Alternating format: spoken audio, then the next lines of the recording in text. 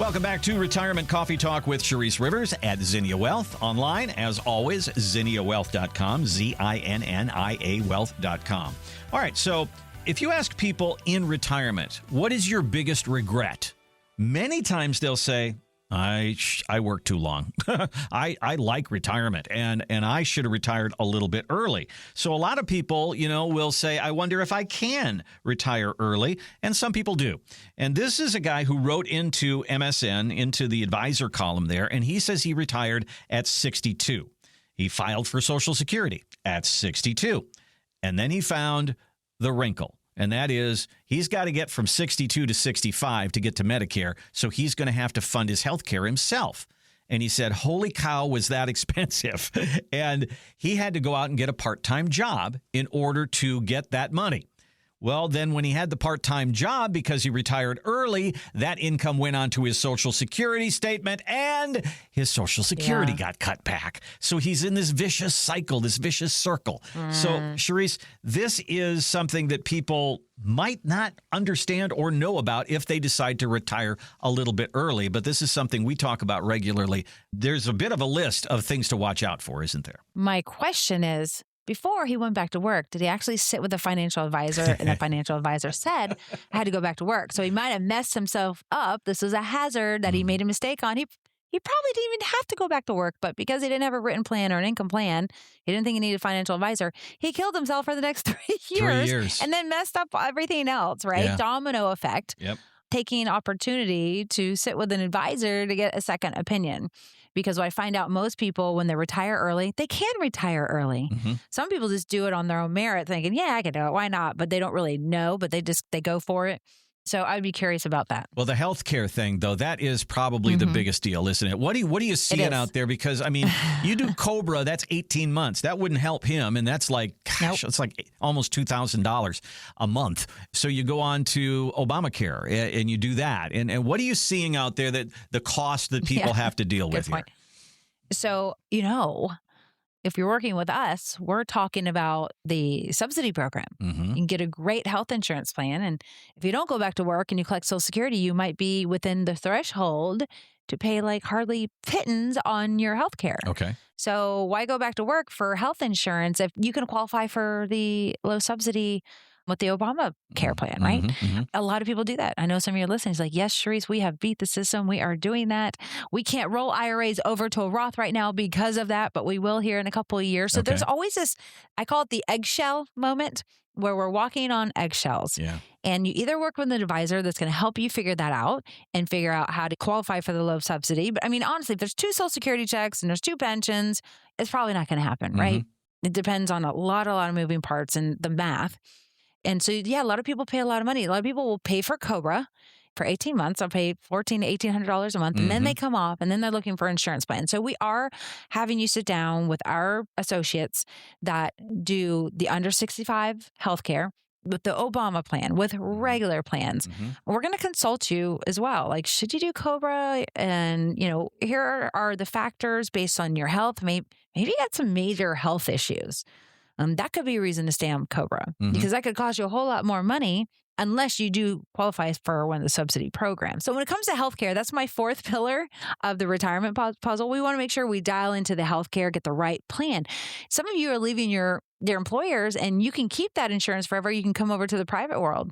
But a lot of people probably shouldn't stay with the employers because it's so expensive. So it depends on what the employer is offering you, right? And what the copays and deductibles are. So we want to do the math to that 4th pillar of your healthcare plan, which also includes long-term care planning and the future of that. And do we need a plan for that? So don't be that person that says, I'm going to retire. Realize as you collect your Social Security check that you also need health care because it's going to cost a lot of money. Then go back to work.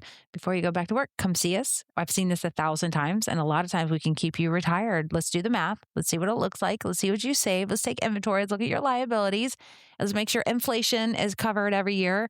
And let's work out a plan that makes you feel solvent so that you don't feel like you're going to run out of money. Yeah, that's the thing that this guy said was this whole 3-year period of time cost him so much money. He felt like he did a huge amount of damage to his retirement nest egg just digging his way out of this. And if he had it to do over again, he probably would wait a little while. For some people, that decision is made for them. And people will come to you, and we're seeing all these layoffs right now, thousands of people in some of these big companies. And if you're 62 years old and you thought you were going to go to 65 and all of a sudden you've got no health care and you've been laid off, then you got to make a decision whether or not you're going to go back to work again. And if you go back to work again, what can you get at age 62? That's no fun. No, it isn't. And that's not fun. Yeah. Can you imagine retiring and all of a sudden like, oh, I got to go back to work. I got to go interview again. And now you're in that world of, putting your resume out there and there's 500 people that are applying for the same job and you don't have the right verbiage because the last resume you wrote was 30 years ago. And it's a whole different world now trying to find a job, isn't it? I mean, it's very, very different. I heard somebody... It's harder to get a job. Yeah, I heard somebody say, should I just put on the orange apron and go to work for Home Depot for a couple of years? And maybe that is the answer. Or Starbucks, you put on the green apron and they've got, That's a tough job. You ever seen those lines? They work hard, I wouldn't want to work at Starbucks. Yeah, Actually, I do want to learn all that stuff. But man, they get busy. You don't want to work there. I don't think so either. I don't think I have the energy for that. But you deserve an easier job. Yeah. But I mean, that is the thing, though. Do you go back to work part-time and try to make yourself get to that? I've met so many people that have said, I'm only working to get to Medicare. I've heard that over and over again. And they're basically quietly quitting, as the new phrase is, And you know what, Randy, is those people, they don't have to keep working to get to Medicare. I have done the math over and over and over again. I'm going to tell you, 9 out of 10 people that we have done this with, it made sense. Go ahead and retire. People just think insurance is so expensive because it does sound expensive. You're like $1,000 a month, $800 a month, subsidy, maybe $100 a month, $200 a month. Maybe $1,400 a month for the next 3 years if you retire at 62. And so when we put the math in, it's just a small piece that if you saved enough, and we do the math, it doesn't even put a dent in the plan. Yeah. I've done it over and over again. I was actually shocked when we started putting those health insurance plans together and figuring out the math on their income. And I went, wow, more people can retire. They do not have to wait. I mean, we retired people at 55, 60, 65. Yeah, some people work till 70 because they just love what they do. But we don't want to work that long because, life is, you just never know what's going to happen next. You bring up a really good point, though, because sometimes when I do stories about, your Social Security being taxed or your Medicare premium going up for a year, if you start to look at that in totality and say, I was supposed to pay $220 a month, I'm going to pay $300, that's an extra $80 a month. Through the year, that's this much. I guess that doesn't put that much of a big dent in my nest egg. And so you got to kind of look at it that way. Everybody's worried about inflation. And they say, going out to eat went up 5%. Well, that sucks. But if you look at that for an entire year, how much is that? It might not be as much as what you think. And a lot of people blow some of these big things out of proportion, don't they?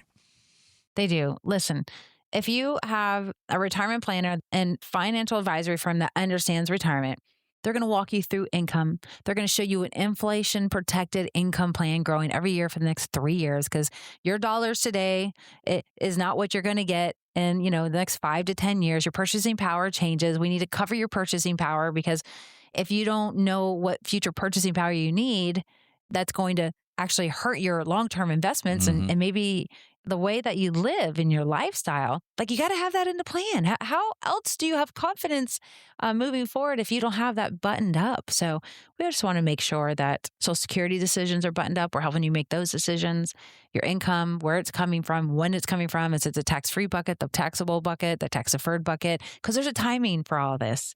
And we don't expect you all to actually understand the best strategy. And this is why we get paid to do what we do, is because we do, and we do it every day. And we want to help you all because the sooner we can help you, in my opinion, the sooner you might have a joyful retirement, especially if you're stressed out about it and you lay awake at night thinking about it. We don't want that. We don't want you pacing up and down the hallways just saying, oh, the market's getting rocky. What do I do? Do I go to cash? Do I buy more? Do I take my cash, buy more? Yeah, that's a lot of decision making in retirement. So let us help you with that part of life. Thanks for listening to the Retirement Coffee Talk podcast. If you have questions or would like to begin the process of building a tailored retirement plan, call Zinnia Wealth at 833-368-3680 or find us online at zinniawealth.com.